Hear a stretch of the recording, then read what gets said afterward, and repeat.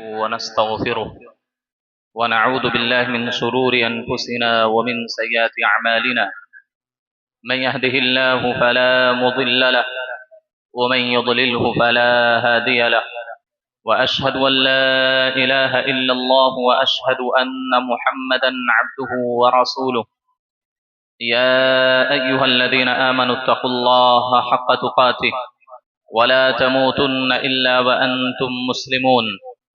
يا أيها الناس اتقوا ربكم الذي خلقكم من نفس واحدة وخلق منها زوجها وبث منهما رجالا كثيرا ونساء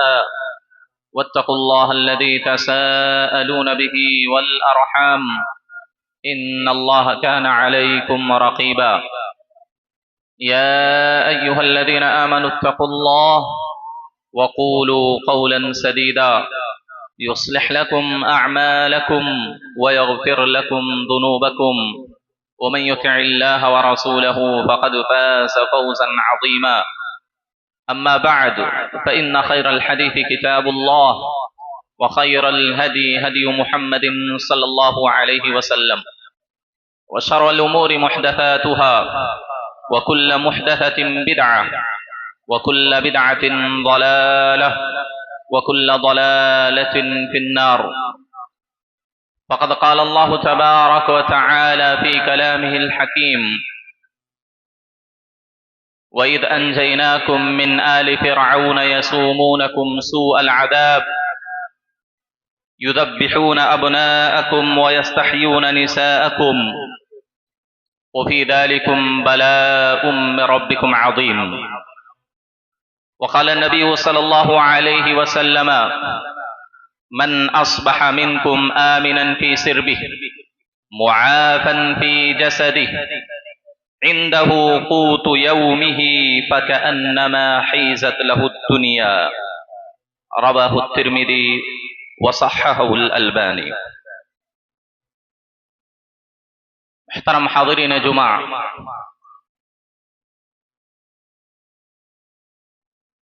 آپ سب لوگ اس بات سے بخوبی واقف ہیں کہ آج 14 اگست ہے اور کل ہماری آزادی کا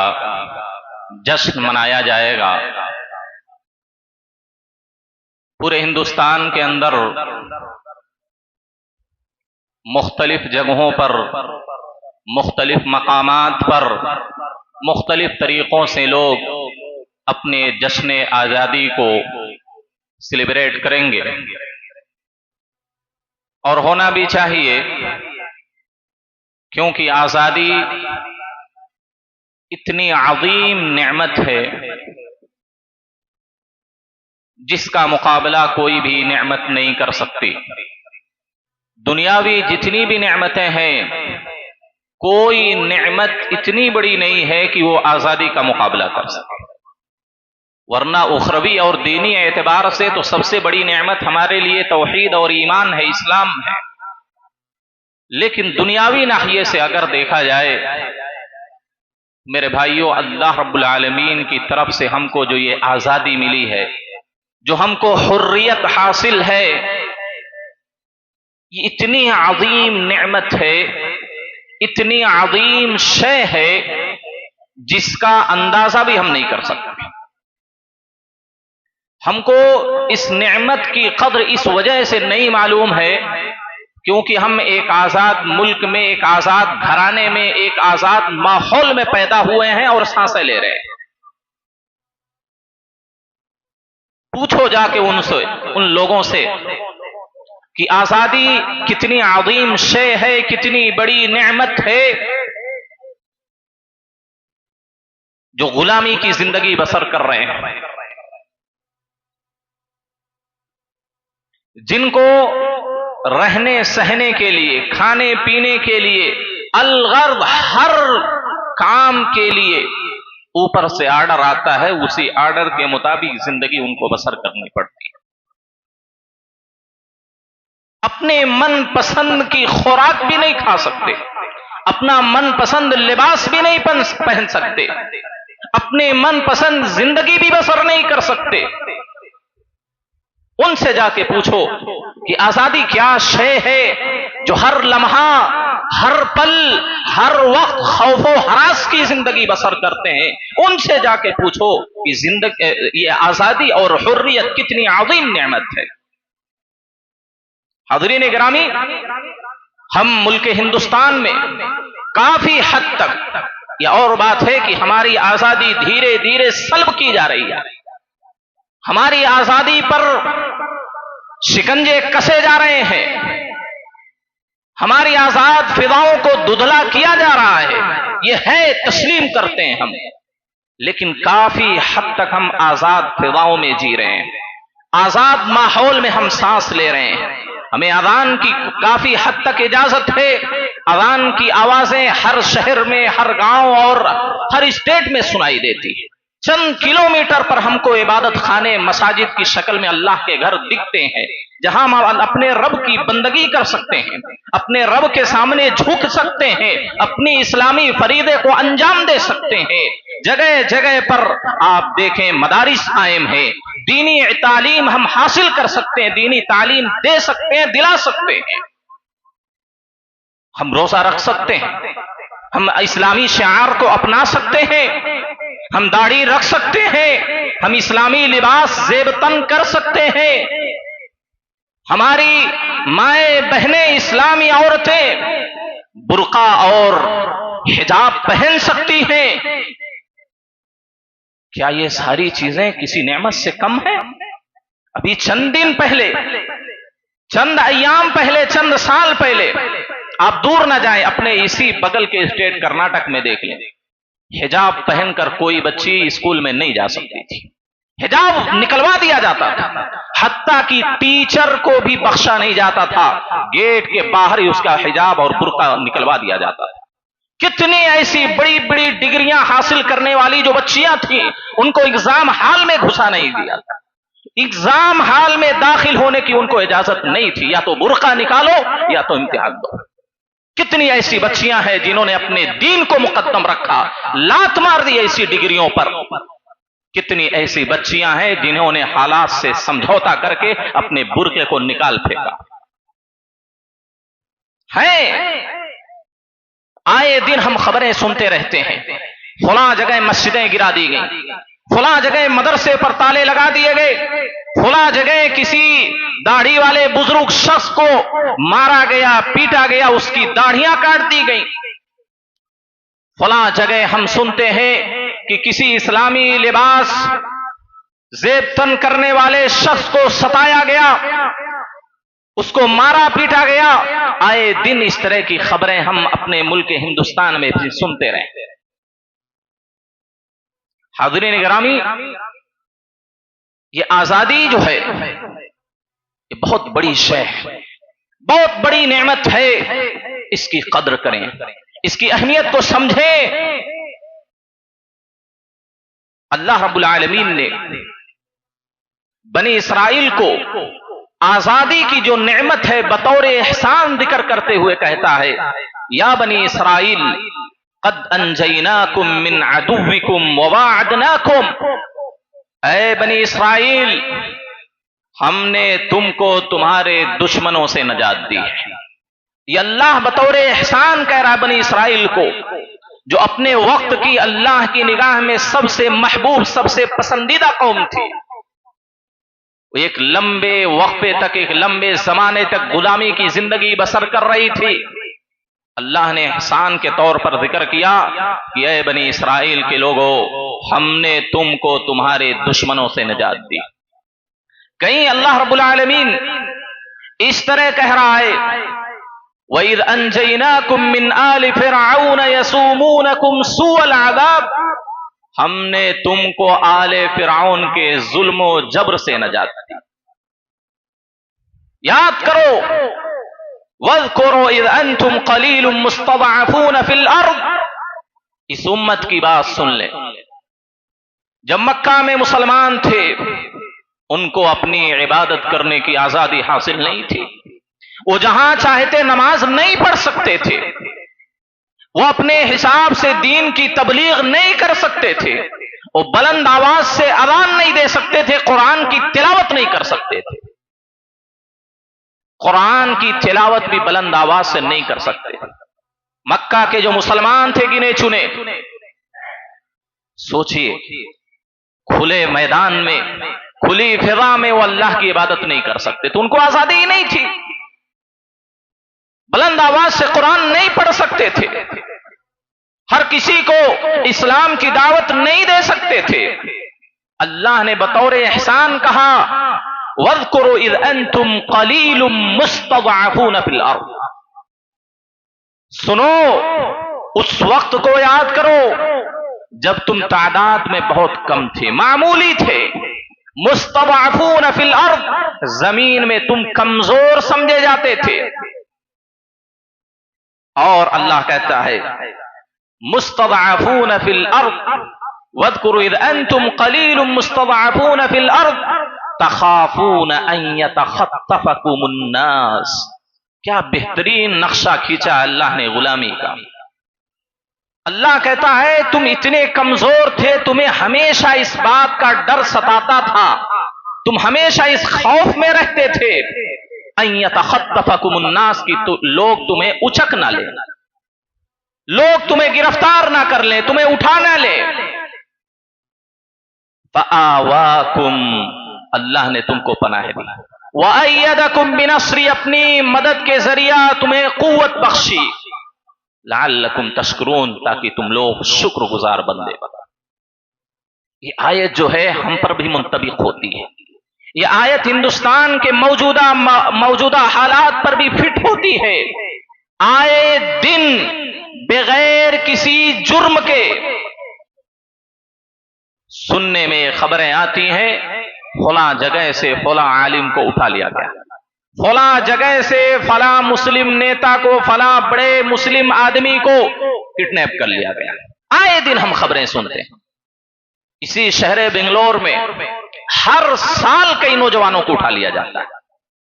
ہمارے یو پی میں اعظم گڑھ، وہاں سے بڑے بڑے مالدار، بڑی بڑی ڈگریاں والے، بڑی بڑی پہنچ والے جو افراد تھے، راتوں رات ان کے گھروں سے ان کو اٹھا لیا۔ پورے ہندوستان میں یہ مسئلہ چل رہا ہے، آئے دن مسلمانوں کو کڈنیپ کیا جا رہا ہے، آئے دن مسلمان اس خوف و ہراس میں زندگی گزار رہا ہے کہ اس کا مستقبل کیسا ہوگا، کل وہ محفوظ رہے گا کہ نہیں رہے گا،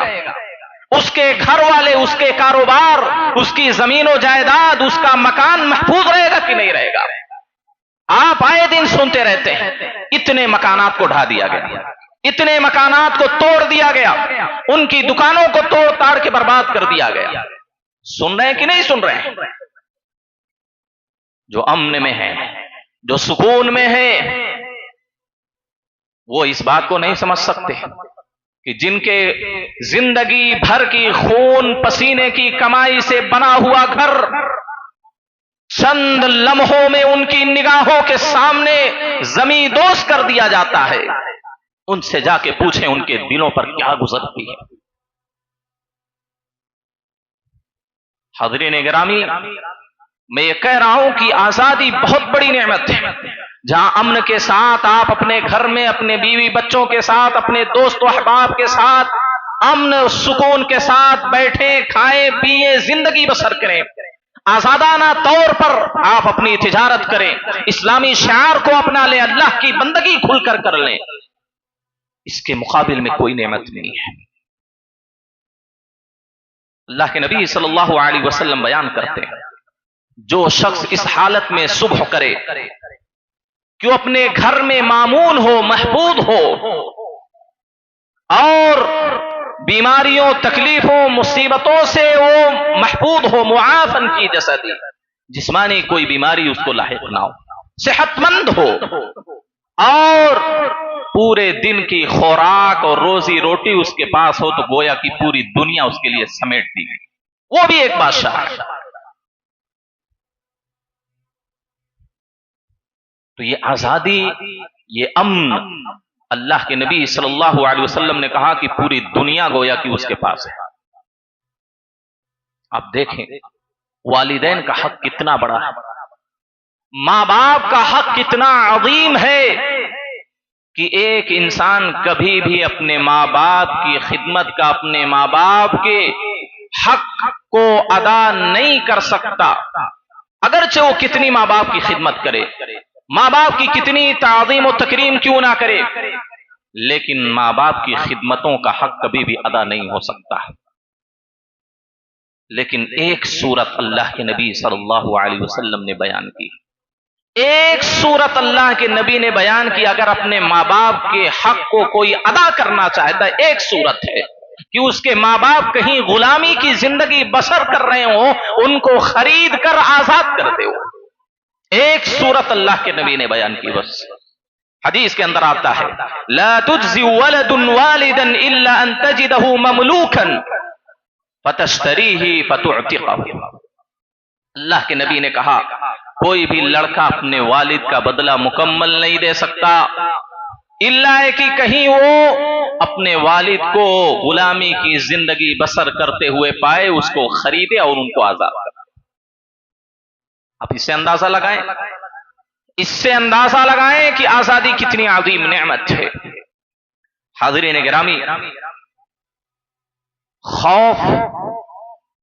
غلامی، یہ اتنی بڑی مصیبت ہے، اتنی بڑی مصیبت ہے کہ انسان جیتے جی مر جاتا ہے۔ خوف و ہراس، دہشت، غلامی، مجبوری اتنی بڑی مصیبت، اتنی بڑی آزمائش ہے کہ انسان کی سانسیں چل رہی ہیں، اگرچہ انسان کھا رہا ہے، پی رہا ہے، لیکن وہ اندر سے مردہ ہو گیا ہے۔ کیوں؟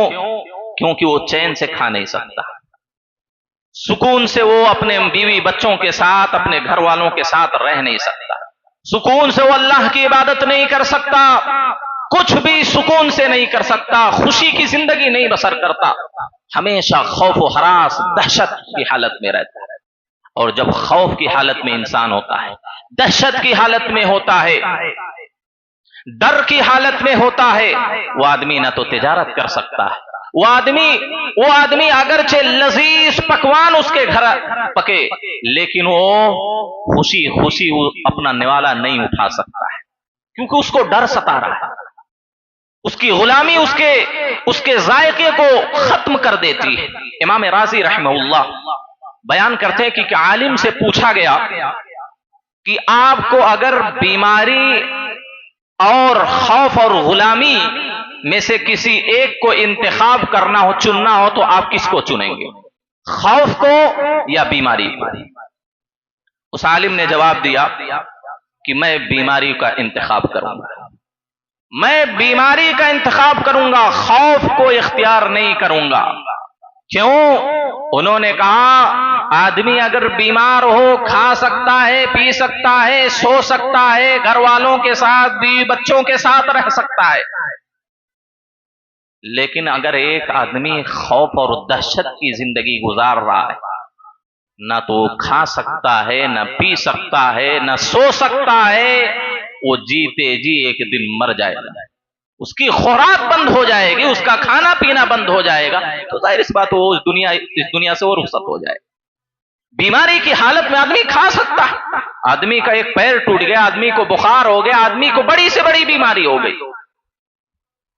دوسروں کا تو ڈر نہیں ستائے گا اس کو کہ کون رات میں گھر سے اٹھا لیا، کون ہمارے بچوں کو اٹھا لے گا، مار دے گا،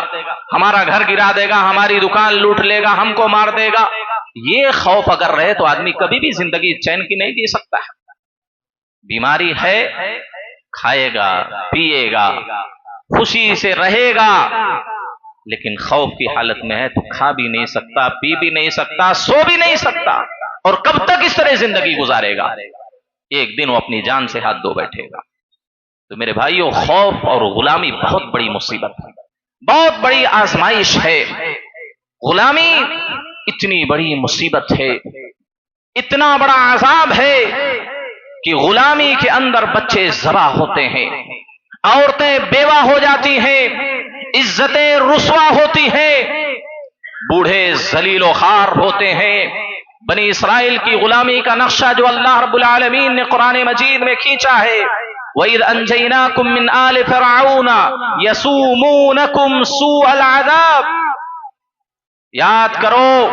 اس وقت کو جب تم کو آل فرعون سے ہم نے نجات دی. یسومونکم سوء العذاب، جو بہت برے عذاب میں آپ کو گرفتار کرتے تھے، بہت سخت سزائیں تم کو دیتے تھے، تم کو عذاب میں ڈالتے تھے، مصیبتوں میں ڈالتے تھے، تمہارے بچوں کو قتل کر دیتے تھے، تمہاری عورتوں کو زندہ رکھتے تھے. وَفِي ذَلِكُمْ بَلَاءٌ مِّن رَبِّكُمْ عَظِيمٌ، اور تم بہت بڑی بلا اور مصیبت میں گرفتار تھے. جو غلامی ہوتی ہے، آپ ہندوستان کے وہ ایام سوچیں، ہمارے آبا و اجداد نے جب انگریزوں کی حکومت میں جو غلامی کی زندگی بسر کر رہے تھے، کھانے کو نوالا تک ایک نوالا بھی نہیں موجود رہتا، جسم کو ڈھانکنے کے لیے لباس موجود نہیں رہتا تھا، کس طرح جانوروں کی طرح زندگی گزارنی پڑتی تھی، ان کی خدمتیں کیا کرنی پڑتی تھی، پھر بھی کھانے کو نوالا نصیب نہیں ہوتا تھا، رہنے کو جگہ نہیں تھی، اپنی بیوی بچوں کی عزت و آبرو کی حفاظت کرنے کے لیے ایک چھت میسر نہیں تھی. کیسی زندگی ہمارے اسلاف نے گزاری ہے، ہمارے آبا و اجداد نے کتنے ظلموں کو برداشت کیا ہے، کتنی جانیں گئی ہیں اس آزادی کو حاصل کرنے کے لیے، کتنی قربانیاں دی گئی ہیں اس آزادی کو حاصل کرنے کے لیے. ہمیں اور آپ کو اندازہ نہیں ہے، ہم آزاد گھر میں پیدا ہوئے ہیں، آزاد ماحول میں جی رہے ہیں، ہم نہیں سمجھ سکتے کہ کتنی قربانیاں، کتنی مصیبتیں، کتنی پریشانیاں، کتنے عذاب ہمارے آبا و اجداد نے جھیلے ہیں. آج اس وجہ سے ہم آزاد فضا میں جی رہے ہیں، آزاد سانس لے رہے ہیں. کتنے علماء کرام کو سولیوں پر لٹکایا گیا، خاص طور پر اہل الحدیث علماء کو زیادہ نشانہ بنایا گیا، کیونکہ یہی آزادی میں پیش تھے، سب سے آگے یہی لوگ تھے. اسی وجہ سے سب سے زیادہ قربانیاں بھی اہل حدیث و علماء اور عوام نے دی، تب جا کر ہمیں اور آپ کو آزادی ملی. یہ جان لیں، خوف، غلامی اتنی بڑی مصیبت ہے، اتنا بڑا عذاب ہے کہ غلامی میں زندگی گزارنے والے شخص کی سوچ، فکر، خیالات سب بدل جاتے ہیں. جو انسان ایک لمبے وقت تک غلامی کی زندگی بسر کی ہو، خادموں کی زندگی جیا ہو، خوف و ہراس کی زندگی جیا ہو، اس کے خیالات بھی بدل جاتے ہیں، اس کے افکار بھی بدل جاتے ہیں، اس کی سوچ و فکر بھی بدل جاتی ہے، جرأت و بہادری بزدلی میں تبدیل ہو جاتی ہے، خودداری غیرت بے غیرتی میں بدل جاتی ہے، حیا شرم بالکل ختم ہو جاتی ہے. اسی وجہ سے آپ دیکھیں، سرکس کے شیر کو اگر آپ جنگل میں چھوڑ کے آئیں تو ہو سکتا ہے وہ بندروں سے، بکریوں سے، گائے بیل سے بھی ڈر جائے. شیر جس کو جنگلوں کا راجا کہا جاتا ہے، جس نے پجرے میں زندگی گزاری ہو، جس نے سرکس میں پوری زندگی گزار دی ہو، اگر اس کو جنگل میں چھوڑ کے آئیں گے تو اپنے سے کمزور جانوروں سے بھی ڈر جائے گا. یہ باز جو اتنی اونچی پرواز کرتا ہے، پجرے میں رہنے والے ایک باز کو اگر ہوا میں اڑایا جائے شاید وہ اپنی اونچی اڑان بھی بھول جائے. اسی طرح انسانوں کا بھی مسئلہ ہے، جو غلامی کی زندگی بسر کیے ہیں ان کے اندر جرأت و بہادری نہیں آ سکتی، وہ بڑی سوچ نہیں سوچ سکتے، ان کی قوت فکر ختم ہو جاتی ہے، ان کی جرأت و بہادری ختم ہو جاتی ہے، غیرت اور خودداری ان کی مر جاتی ہے. اتنی بڑی مصیبت ہے غلامی اور خوف کی زندگی. حاضرین گرامی، اسی وجہ سے آپ دیکھیں اللہ رب العالمین نے بنی اسرائیل کو سب سے محبوب قوم بتایا. اللہ رب العالمین نے بنی اسرائیل کو عظیم نعمتوں سے نوازا. کہیں بادل سایہ کر رہا ہے، کہیں منا و سلوہ نازل ہو رہا ہے، کہیں اللہ رب العالمین اپنے ہاتھ سے لکھی ہوئی کتاب ان کو دے رہا ہے. بے شمار نعمتوں سے اللہ نے نوازا، لیکن ایک مرتبہ صرف اللہ نے جہاد کرنے کا حکم دیا. ایک مرتبہ کہا جہاد کرنے کا جب حکم ملا، یہ لوگ اپنی آنکھوں کے سامنے ظالم کو ڈوبتا ہوا دیکھے، فرعون کو دیکھا ان لوگوں نے اپنی آنکھوں کے سامنے کہ وہ غرق ہو رہا ہے، اس کا لشکر غرق ہو رہا ہے، وہ سب تباہ و برباد ہوئے، سب کچھ اپنی آنکھوں سے دیکھا۔ لیکن پھر بھی جب جہاد کا حکم دیا گیا تو کیا کہا بنی اسرائیل نے؟ بنی اسرائیل نے کہا یا موسیٰ انا لن ندخلها ابدا ما داموا فیہا، اے موسیٰ ہم اس بستی میں نہیں جائیں گے، ہم عمالقہ سے نہیں لڑیں گے، ہم اس بستی میں جائیں گے ہی نہیں، قتال کرنے کی دور کی بات ہے، ہم اس بستی میں بھی نہیں جائیں گے جب تک یہ بہادر لوگ اتنے لمبے چڑھنگے، قوت و بہادری شجاعت ان کے پاس اتنی ہے، ہم اس گاؤں میں اس بستی میں بھی داخل نہیں ہوں گے جب تک یہ لوگ یہاں پر موجود رہیں گے، جاؤ تم اور تمہارا رب لڑو، ہم یہاں بیٹھ کے دیکھ رہے ہیں۔ یہ بنی اسرائیل اللہ نے قدم قدم پر ان کی مدد کی، قدم قدم پر مدد کی، اللہ ہی نے ان کے دشمنوں سے ان کو نجات دلائی، ان کے آنکھوں کے سامنے ڈبویا تاکہ ان کو تسلی ہو۔ لیکن ایک مرتبہ کہا کہ اپنی اصل جو سرزمین ہے، اصل جو تمہارا گھر ٹھکانہ ہے، جا کے چھین کے لو، ان سے لڑ کر حاصل کرو۔ لیکن بزدلی کی زندگی گزاری تھی، غلامی کی زندگی گزاری تھی، خوف و ہراس کی زندگی گزاری تھی، اللہ نے بھی وعدہ دلایا ہم تمہارے ساتھ ہیں، تمہاری ہی فتح ہوگی، پھر بھی بزدلی کی زندگی گزارنے والا، غلامی کی زندگی گزارنے والا، اس کے اندر جرأت و بہادری نہیں آ سکتی، وہ اس کے اندر شجاعت پیدا نہیں ہو سکتی۔ اس نے کیا، اس قوم نے کہا کہ نہیں ہم نہیں جائیں گے، جب تک یہ لوگ اس بستی میں رہیں گے ہم اس بستی میں جائیں گے ہی نہیں۔ یہ غلامی کا نقصان ہے، یہ خوف و ہراس اور بزدلی کا نقصان ہے میرے بھائیوں۔ حاضرین گرامی، آپ کو بتاؤں ایک واقعہ شیخ سعد الشتری رحمہ اللہ بیان کرتے ہیں کہ ایک مرتبہ میں نے مسجد نبوی میں ایک آدمی کو دیکھا، سنت فجر بڑی لمبی ادا کیا اس نے۔ فجر کی سنت میں اصل طریقہ نبی کا یہ ہے کہ اس کو ہلکی اور مختصر پڑھا جائے، پہلی رکعت میں قل یا ایھا الکافرون، دوسری میں قل ھو اللہ احد پڑھی جائے، یعنی مختصر پڑھی جائے۔ حضرت عائشہ رضی اللہ عنہا آپ کا عمل فرماتی ہیں کہ آپ اتنی ہلکی فجر کی سنت پڑھتے تھے مجھے ایسا لگتا تھا کہ آپ نے سورہ فاتحہ بھی نہیں پڑھی، یعنی دیگر نمازوں کے مقابلے میں آپ اتنی ہلکی سنت کی فجر ادا کیا کرتے تھے۔ تو یہ شیخ شتری رحمہ اللہ کہتے ہیں میں نے اس آدمی کو دیکھا بڑی لمبی سنت پڑھ رہا ہے، لمبا قیام کر رہا ہے۔ میں نے بعد میں بلایا، سنت جب وہ پڑھ چکا میں نے بلایا،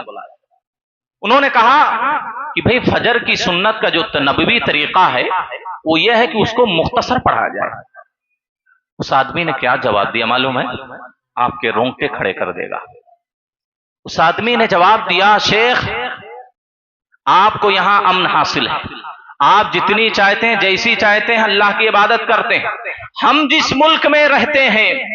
جس ملک میں ہم نے زندگی گزاری ہے وہاں ہم کو نماز پڑھنے کی بھی اجازت نہیں ہے، اللہ نے ہم کو یہ موقع اور وقت اور حالت دی ہے، اللہ نے یہ نعمت ہم کو دی ہے، مسجد نبوی میں ہے، ہم اگر یہاں بھی اللہ کی عبادت نہیں کر سکتے تو کہاں کریں گے؟ ہم اپنے ملک میں نماز نہیں پڑھ سکتے، چہ جائے کہ لمبی نمازیں پڑھیں، ہم اپنے ملک میں نماز تک نہیں پڑھ سکتے۔ اللہ نے ہم کو سکون کا موقع دیا ہے، آزادی دی ہے، ہم جتنی چاہیں جیسی چاہیں نماز پڑھ سکتے ہیں، مجھے وقت ملا ہے اللہ کا شکر ادا کرنے کے لیے میں اتنی لمبی نماز پڑھ رہا ہوں۔ آپ سوچیں،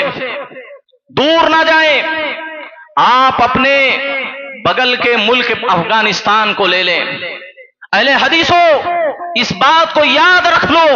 اللہ نے آپ کو آزادی دی ہے، اللہ نے آپ کو حریت دی ہے، اللہ نے آپ کو صحت دی ہے، اللہ نے آپ کو طاقت دی ہے۔ جاؤ افغانستان کے اندر طالبان کی حکومت ہے، طالبان کی حکومت آنے کے بعد اہل حدیثوں پر، اہل توحید پر ایسا شکنجا کسا گیا ہے کہ وہ آزادانہ طور پر سنت کے مطابق نماز نہیں پڑھ سکتے، وہ رفع الیدین نہیں کر سکتے، وہ آمین بالجہر نہیں کر سکتے، وہ تشہد میں اشارہ نہیں کر سکتے، وہ سینے پر ہاتھ نہیں باندھ سکتے، وہ سنت کے مطابق نماز نہیں پڑھ سکتے، وہ عقیدے کی کتابیں نہیں پڑھ سکتے، نہیں پڑھا سکتے، پابندی لگی ہے ان پر۔ अकीदे की किताब जो हमारी किताब तौहीद है, शेखुल इस्लाम इब्न तैमिया की किताबें जो तौहीद और अकीदे से भरी पड़ी है, ऐसी किताबों पर पाबंदी लगी है। आए दिन अहले हदीस के जो किबार और बड़े उलमा है उनको किडनैप किया जाता है, उनके घर से उनको उठा लिया जाता है, और बसा औकात सुबह होती है तो गोलियों के निशानात उनके जिस्मों में पड़े होते हैं, अपने घर में मुर्दा पाए जाते हैं, शहीद पाए जाते हैं। आपको अल्लाह ने मौका दिया है, आपको अल्लाह ने आजादी दी है, जो चाहे पढ़े। हमारे मदारिस भी वहां बंद है, हमारे मदारिस भी वहां बंद है। ऐसी कोई मस्जिद उनकी निगाह में अगर आती है कि वो अहले हदीस इमाम है, उसको उठा लिया जाता है, उसको उठा लिया जाता है। सुन्नत के मुताबिक नमाज पढ़ने की इजाजत नहीं। आप और जाएं, जिसको इस्लामी हुकूमत कहते हैं ना, इस्लामी इनकलाब कहते हैं ना ईरान के अंदर, उसकी जो राजधानी है तेहरान, एक भी सुन्नी मस्जिद वहां पर मौजूद नहीं, और बनाने की इजाजत भी नहीं है। मस्जिद बनाने की इजाजत नहीं है वहां। हाँ, यहूदी अपने माबद खाने बना सकते हैं, वहां कनीसे हैं, गिरजा घर है, सब कुछ है, और हजारों की तादाद में है, लेकिन एक भी सुन्नी मस्जिद वहां मौजूद नहीं है। जुमा भी नहीं पढ़ने की इजाजत है, ईदैन की नमाज खुले फिजा में पढ़ने की इजाजत उनको नहीं है। कहां किस दुनिया में आप जिंदगी गुजार रहे हैं? जाके देखो फिलिस्तीन के अंदर कैसी हालत है उनकी, किस खौफो हरास में, किस दहशत में वो जिंदगी गुजार रहे हैं। आपको अमन की जिंदगी अल्लाह ने दी है। अभी देखिए जुमा शुरू हुआ, दो सफ भी मौजूद नहीं थी, दो सफ भी मौजूद नहीं थी, खुतबा शुरू हुआ है। इस नेमत की कदर कर लो, इस नेमत की कदर कर लो, वरना अगर ये मुसीबत हम पर आ गई, यह आजमाइश हम पर आ गई, तो आप मस्जिद में आने के लिए तरसोगे, तड़पोगे, लेकिन आप मस्जिद में कदम नहीं रख सकते। कोरोना में हमने ये सूरत हाल देखी है, कोरोना में हमने ये सूरत हाल देखी है। लॉकडाउन लगा था, पुलिस डंडे बरसा रही है बाहर जाने की वजह से, लेकिन फिर भी डंडे खा खा कर लोग मस्जिद में एक वक्त नमाज पढ़ने के लिए जाने कोशिश करते, एक मरतबा मस्जिद में जाके पढ़ने, डंडे बरसाती थी पुलिस, लेकिन फिर भी लोग भागते थे मस्जिद में जाने के लिए। वो तो वक्ती लॉकडाउन था, वो वक्ती पाबंदी थी। कहीं वो दिन हमारी इन आदतों की वजह से, इन हमारे बुरे अखलाक की वजह से, इस्लाम और ईमान से दूरी अख्तियार करने की वजह से, अल्लाह की नाफरमानियां करने की वजह से कहीं ऐसा दिन ना आ जाए कि ये मस्जिदें हम पर बंद कर दी जाए, ये मदारिस हम पर बंद कर दिए जाए, ये आजादी हमसे छीन ली जाए। कबल इसके ये दिन आए, इस नेमत की कदर कर लो मेरे भाइयों, इस नेमत की कदर कर लो। हम आजाद हैं, अल्लाह का फضل है, अल्लाह का एहसान है कि हम आजाद हैं। देखिए इतने लोग बगैर किसी खौफ के, बगैर किसी दहशत के, बगैर किसी डर के अपने घरों से नहा धो के अच्छे लिबास में आए अल्लाह की इबादत करने। इसी मुल्क हिंदुस्तान के अंदर बहुत सारी ऐसी जगहें हैं जहां खुलकर मुसलमान नमाज नहीं पढ़ सकते, नहीं पढ़ सकते हैं। मेरे भाइयों, आजादी कितनी बड़ी नेमत है आपको बताता हूं। शेख अलबानी रहमतुल्लाह से एक मर्तबा एक आलिम मुबाहसा कर रहे थे, बहस कर रहे थे कि भाई दारुल हर्ब में, दारुल कुफ्र में रहने में कोई हरज नहीं, आदमी रह सकता है। इमाम अलबानी ने कहा ठीक है, रह सकता है, तुम मेरे एक सवाल का जवाब दो। तुम्हारी निगाहों के सामने अगर कोई आशना, कोई महबूब, अगरचे वो काफिर हो, ईसाई हो, यहूदी हो, मुशरिक हो, तुम्हारी निगाहों के सामने अगर कोई आशना, उससे मोहब्बत करने वाला, उसको चाहने वाला तुम्हारी निगाहों के सामने उसका हाथ पकड़कर लेकर चला जाए, तो क्या उसको तुम छोड़ा सकते हो? उसके पास कोई जवाब नहीं था, कोई जवाब नहीं था, नहीं छोड़ा सकते, कानून नौशादी कर सकते हैं। दारुल कुफ्र जो है मुल्क हिंदुस्तान के अंदर आए दिन गैर मुस्लिमों से मुसलमान लड़कियों के ताल्लुकात बढ़ते जा रहे हैं। आए दिन ये सुनने में आ रहा है, देखने में आ रहा है, आपका भी मुशाहिदा है, आप भी जानते हैं। کہ گھر سے پردے میں نکلنے والی بچی کالج میں جا رہی ہے، اسکول میں پڑھ رہی ہے، گھر والے سمجھتے ہیں میری بچی باحیا ہے، میری بچی پردے سے جاتی ہے آتی ہے، لیکن اسکول اور کالج میں جانے کے بعد کس کے ساتھ وہ وقت بتا رہی ہے، کس کے ساتھ وہ وقت گزار رہی ہے، کس کے ساتھ کیا معاملہ کر رہی ہے، آپ کو اندازہ نہیں ہے۔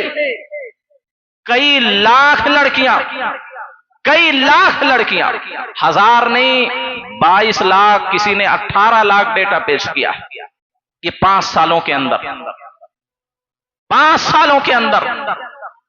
مسلم عورتیں غیر مسلموں سے تعلقات بنا، اور یہ درندے جب ان کی خواہش پوری ہو جاتی ہے،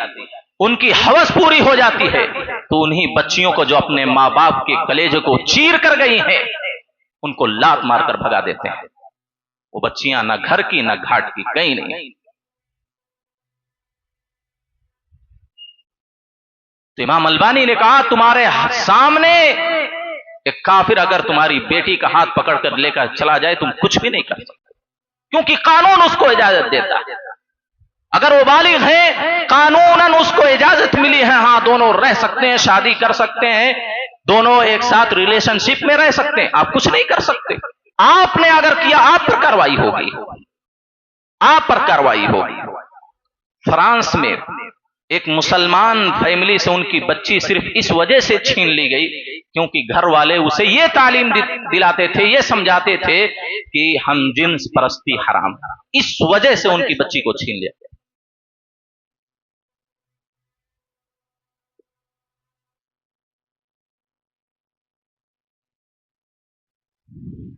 حاضرین گرامی، میں آپ کے سامنے یہ عرض کر رہا تھا کہ آزادی اللہ کی بہت بڑی نعمت ہے، حریت اللہ کی بہت عظیم نعمت ہے جو ہمیں اور آپ کو حاصل ہے، اس کی قدر کریں، ان اوقات کو ضائع نہ کریں، خاص طور پر اپنے اسلامی شعار سے،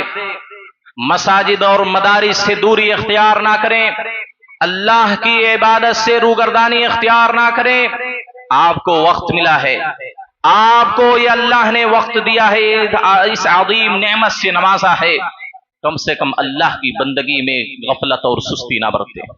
اللہ کی عبادت میں آپ لاپرواہی سے کام نہ لیں۔ آپ مسجد میں آ سکتے ہیں، آپ کو اجازت ہے، آپ امن کے ساتھ سکون کے ساتھ اللہ کی عبادت کر سکتے ہیں، کم سے کم اس وقت کو ضائع نہ کریں، اس گھڑی کو ضائع نہ کریں، اس کو غنیمت سمجھیں جو آزادی کا وقت آپ کو ملا ہے، اس آزادی کے وقت کو اللہ رب العالمین کی عبادت میں، اللہ کی ریاضت میں، اسلام کی دعوت و تبلیغ میں آپ گزاریں، ورنہ وہ دن آپ پر اگر آ جائے جو دوسرے لوگوں پر آیا ہے، اور بہت سارے ممالک میں جہاں سنی مسلمان غلامی کی خوف و ہراس کی زندگی بسر کر رہے ہیں، اللہ نہ کرے کبھی یہ دن ہم پر اور آپ پر آئے، اس وقت آپ چاہنے کے باوجود بھی، شدید خواہش رکھنے کے باوجود بھی شاید آپ اللہ کی عبادت آزاد طور پر نہ کر سکیں، شاید آپ قرآن نہ پڑھ سکیں۔ بے شمار ممالک میں یہ ترکی جو حاکم وقت ہے ابھی اردوغان، طیب اردوغان، اسی ترکی کے اندر معلوم ہے جس کو اسلامی ملک کہا جاتا ہے، قرآن پڑھنے پر پابندی تھی، اذان دینے پر بھی پابندی تھی، روزہ رکھنے پر بھی پابندی تھی، عربی بولنے پر بھی پابندی تھی، عربی تعلیم دلانے پر بھی پابندی تھی، اسلام کے سارے شعائر پر پابندی تھی، سارے شعائر پر پابندی تھی۔ ابھی کچھ حد تک آزادی ہے ان کو، ابھی کچھ حد تک آزادی ہے، ورنہ اسلام کے جتنے شعار ہیں، اسلام کی جو بھی شناخت کی افعال اور اقوال ہیں، ساری چیزوں پر وہاں پابندی تھی۔ جس طرح آج ایران میں سنیوں کے لیے پابندی، جس طرح افغانستان میں اہل حدیثوں کے لیے پابندی ہے کہ وہ صحیح کتابیں نہیں پڑھ سکتے، عقیدے کی کتابیں نہیں پڑھ سکتے، سنت کے مطابق نماز نہیں پڑھ سکتے۔ اسی ملک ہندوستان کے اندر رفع الیدین کرنے والوں کو ہاتھوں کو توڑ دیا جاتا تھا، رفع الیدین کرنے والے لوگوں کے ہاتھوں کو توڑ دیا جاتا تھا، इसी मुल्क हिंदुस्तान के अंदर आमीन बिल जहर कहने वालों को मार मार कर लहूलुहान कर दिया जाता था, मस्जिदों से उनको भगा दिया जाता था, मस्जिदों में दाखिले की भी इजाजत नहीं थी, बाकायदा फतवे लगाए गए थे, किताबें कई एक किताबें लिखी गई हैं कि वहाबियों को मस्जिद से निकाल दिया जाए। वहाबियों को, हमको वहाबी के नाम से मौसूम किया जाता था उस वक्त। आप सुन्नत के मुताबिक नमाज अभी पढ़ रहे हैं, आपकी मस्जिदें हैं, आपके मदरसे हैं, सब कुछ अल्लाह ने आपको नवाजा है, हर शय से अल्लाह ने आपको नवाजा है। इस आजादी की कदर कर लें, इस वक्त को जाया ना करें मेरे भाइयों। बाकायदा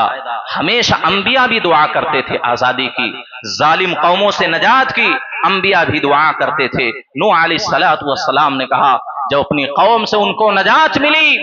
अल्हम्दुलिल्लाहिल्लज़ी नज्जाना मिनल कौमिज़ ज़ालिमीन, तमाम तारीफात उस रब के लिए है जिसने हमको जालिम कौम से नजात दी। लूत अलैहिस्सलातु वस्सलाम अपनी कौम से जब परेशान हुए, आपने दुआ की रब्बी नज्जिनी व अहली मिम्मा यामलून, रब्बी नज्जिनी मिनल कौमिज़ ज़ालिमीन। मूसा अलैहिस्सलातु वस्सलाम जो अपनी कौम से परेशान हो गए, अल्लाह उस वक्त उन्होंने दुआ की रब्बी नज्जिनी मिनल कौमिज़ ज़ालिमीन। ऐसे आसिया अलैहिस्सलातु वस्सलाम जब जुल्म से, फिरऔन के जुल्म और सितम पर उन्होंने अल्लाह से ये दुआ की रब्बि इब्नि ली इंदका बैतन फिल जन्नह व नज्जिनी मिन फिरऔन व अमलिही व नज्जिनी मिनल कौमिज़ ज़ालिमीन। तो अंबिया कराम भी इसके लिए दुआ किया करते थे,